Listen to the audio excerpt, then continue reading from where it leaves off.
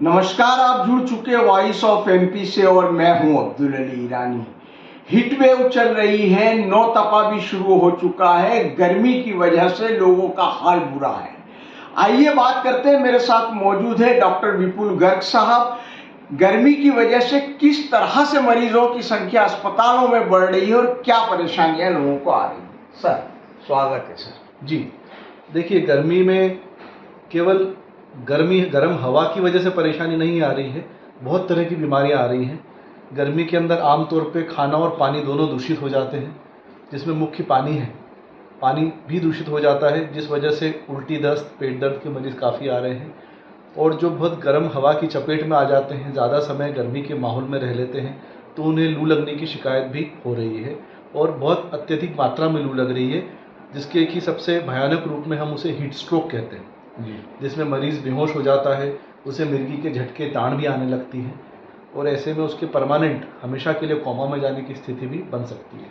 Sir, इसी संदर्भ में बात करें तो आपके यहाँ भी कुछ ऐसे मरीज आ रहे हैं। 90 से ऊपर के मरीज भी अभी हाल ही में आपके यहाँ पर आए। जी, अभी कल ही मेरे यहाँ पर एक 90 साल से अधिक उम्र की बुजुर्ग महिला भर्ती हुई। वो जब आई थी तब उनका तापमान 106 डिग्री था और मरीजों के साथ वालों से हमें पता चला कि वो इस भरी गर्मी के अंदर भी कमरे में हीटर चला के सोती थी। तो वो जब हमारे पास आई तो वो पूरी तरह से बेहोश थी, उन्हें मिर्गी के झटके आ रहे थे, जिसे हम हीट स्ट्रोक कहते हैं। जी, उनके इलाज के अंदर प्राथमिक तौर पे लू के इलाज के अंदर सिर्फ और सिर्फ मरीज़ के शरीर को ठंडा करना होता है, जिसे हम बाहरी रूप से मरीज़ के गर्दन पर और जांघ पर आइस पैक, बर्फ़ के जो पैक होते हैं, उन्हें लगाकर उनके शरीर का तापमान कम करते हैं। उन्हें हम ठंडे पानी की ड्रिप चढ़ाते हैं।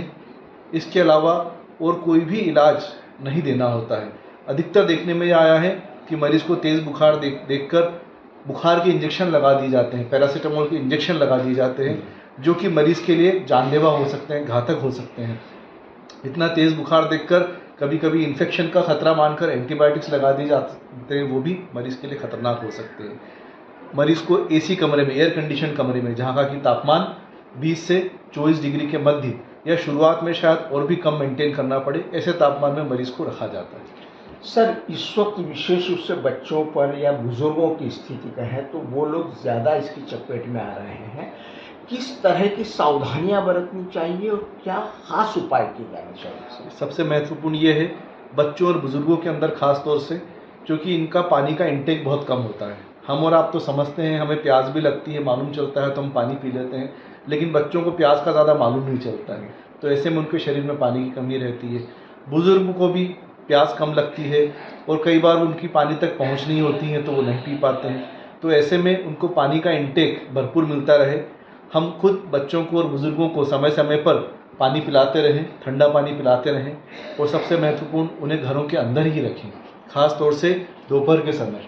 अभी तो नौतपा चल रहा है, जैसा कि आप सब लोग जानते हैं, जिस समय पृथ्वी सूर्य के सबसे नज़दीक होती है, तो ऐसे में सूर्य की किरणें सीधी पृथ्वी पर पड़ती है तो तापमान बहुत अधिक हो जाता है। तो घर के अंदर ठंडक में बने रहें, ये बहुत महत्वपूर्ण है। पानी का इंटेक करते रहें, ये बहुत महत्वपूर्ण है।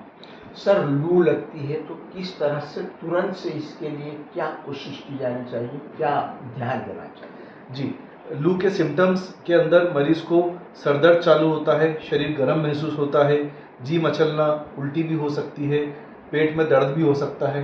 तो ऐसा कोई भी सिम्टम अगर मरीज़ को आता है तो उसे ये मान के चलना चाहिए कि इस मौसम में लू की संभावना सबसे अधिक है। तो सबसे पहले अपने आप को ठंडी जगह पर ले जाएं, कोई व्यक्ति हो आसपास, उसकी मदद लें, पानी का इंटेक करें बॉडी के अंदर और तुरंत किसी नज़दीकी चिकित्सालय के अंदर जाकर अपना इलाज सुनिश्चित करें। सर, आखिरी सवाल है कि इस मौसम को लेकर आप एक डॉक्टर होने के नाते किस तरह का संदेश आम आदमी, नीमच के वातावरण को लेकर देना चाहेंगे? जी, वैसे तो हमारा जो नीमच की धरती है वो काफ़ी ब्लेस्ड है, क्योंकि हमारे यहाँ पर पेड़ों की संख्या काफ़ी अत्यधिक है, काफ़ी अच्छी मात्रा में है। तो ये इस गर्म माहौल को फाइट करने के अंदर बहुत मदद करती है और ये तो बहुत आम सी बात है। इसको लेकर तो पब्लिक के अंदर जागरूकता होना ही चाहिए। कभी कभी हम लोग जोश के अंदर कि अरे मुझे क्या होगा, इतने साल हो गए मुझे, मैंने इतनी गर्मियाँ देख ली, इतने साल मुझे कुछ नहीं हुआ तो अब क्या होगा। लेकिन हम ये जान लें कि हर साल जैसे जैसे समय आगे जाता जा रहा है, गर्मी और तेज़ होती जा रही है। इसके पीछे हमारे मनुष्य कृत्य ही जिम्मेदार हैं। जिस ढंग का इंडस्ट्रियल पोल्यूशन हो रहा है हमारे यहाँ पर, वेहिकुलर पोल्यूशन, गाड़ियों के द्वारा जो प्रदूषण हो रहा है, गाड़ियों की संख्या बढ़ती ही जा रही है। हम लोग घर में 4 जने होते हैं तो 4 गाड़ियाँ होती हैं और हम 4 गाड़ियों का इस्तेमाल करते हैं। तो हमें इन सब चीज़ों को भी रोक लगाना बहुत ज़रूरी है। पेड़ पौधे लगाना बहुत ज़रूरी है। इन सब चीज़ों पर जोर देना चाहिए ताकि हम उस तापमान को ही कम कर सकें। उससे पहले कि हम बीमार पड़ने की वजहें जो बन रही हैं, हम उन वजहों को ही कम करें। खास बात लू से संबंध में जो मैं कहना चाहूँगा, लू के अंदर सिर्फ और सिर्फ सादे पानी का उपयोग करना चाहिए।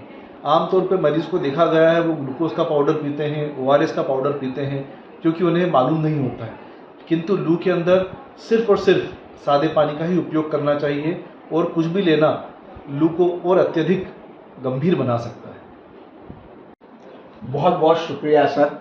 हमने बात की डॉक्टर विपुल गर्ग साहब के साथ, जिन्होंने गर्मी के इस मौसम में किस तरह की सावधानियां बरतनी चाहिए इस पर हमें खास टिप्स दिए। वॉइस ऑफ MP के लिए मेरे सहयोगी विनोद गुजर के साथ अब्दुल अली ईरानी।